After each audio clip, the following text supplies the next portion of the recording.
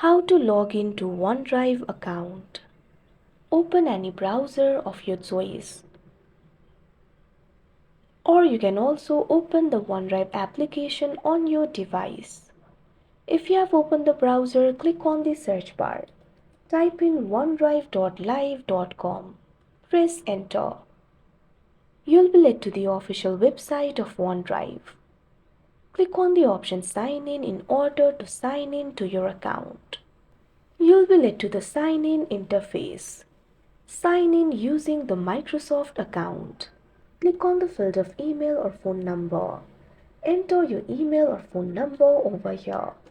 If you have forgotten your username, you can click on the option Forget your username in order to recover it. After entering the email or phone number, click on the option Next. Enter your password over here. If you have forgotten your password, click on the option Forget your password in order to reset it. Click on the option Next.